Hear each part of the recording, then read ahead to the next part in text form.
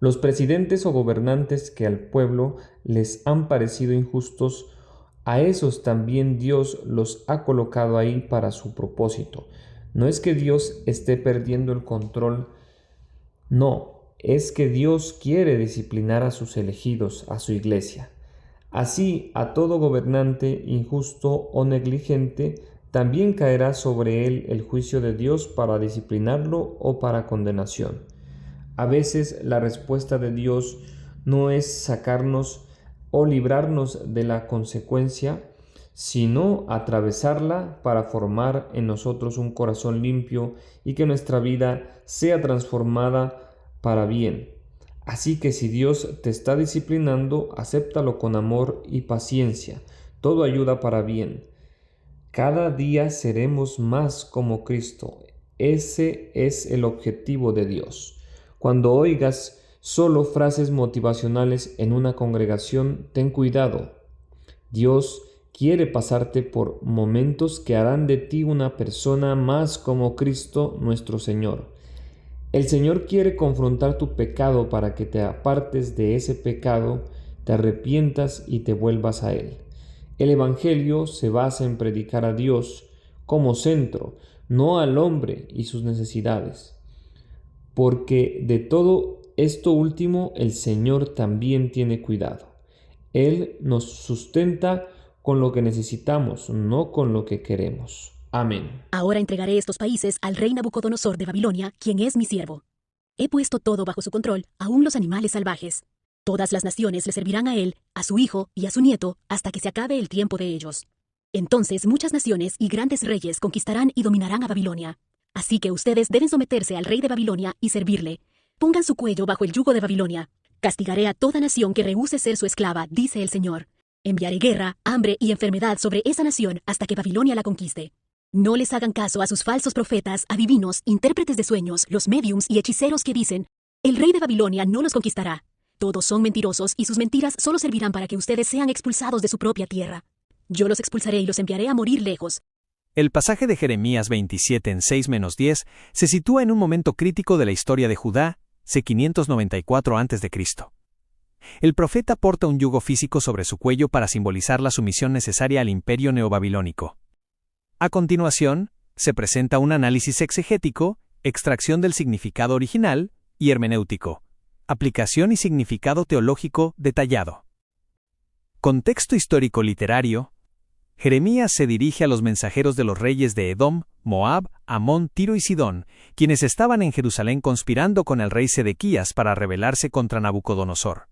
La palabra de Dios irrumpe para desmantelar esta coalición política basándose en la soberanía divina sobre las naciones.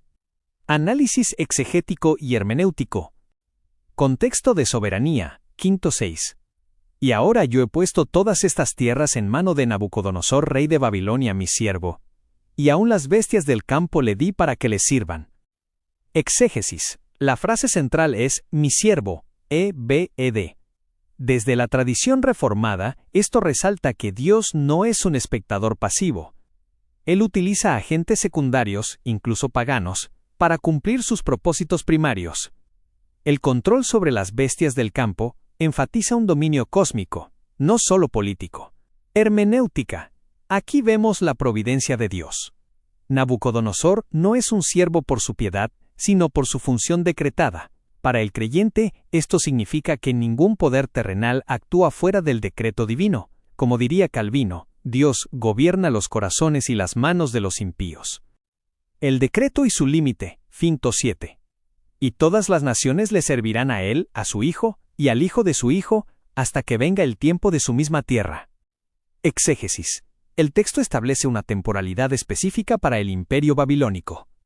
La soberanía de Nabucodonosor no es intrínseca, es prestada y tiene fecha de caducidad. Hermenéutica. Esto ilustra la justicia distributiva. Dios usa a una nación pecadora para castigar a otra, pero esa nación también rendirá cuentas. La historia no es cíclica ni azarosa, sino una línea dirigida por el soberano hasta el tiempo, señalado por su voluntad. La resistencia como rebelión contra Dios, finto 8. Y a la nación y al reino que no sirviere a Nabucodonosor, castigaré a tal nación con espada y con hambre y con pestilencia. Exégesis. Someterse al yugo de Babilonia era, en ese momento histórico, someterse a la disciplina de Dios. Resistir militarmente era una manifestación de orgullo y falta de arrepentimiento. Hermenéutica. En la teología reformada, el sufrimiento puede ser disciplina del pacto. Israel creía que por tener el templo estaba a salvo, presunción, pero Dios enseña que la verdadera piedad implica aceptar su juicio. El yugo es un símbolo de la sumisión que el hombre, en su estado caído, se niega a rendir a su Creador. El engaño de la falsa revelación, Finto 9-10. Y vosotros no prestéis oído a vuestros profetas, porque ellos os profetizan mentira, para haceros alejar de vuestra tierra. Exégesis.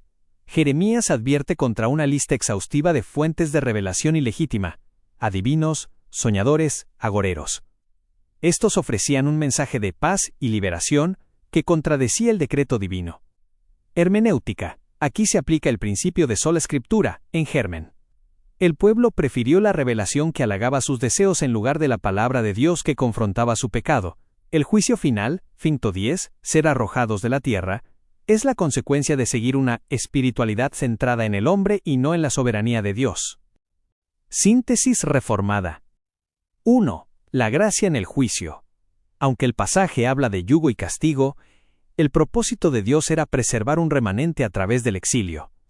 La sumisión a Babilonia era el camino a la supervivencia. 2. El gobierno de Dios sobre el mal. Nabucodonosor es un mal necesario para un bien mayor, la purificación de Israel. Esto no hace a Dios autor del pecado, sino el soberano que lo encausa para su gloria. 3. Llamado a la humildad.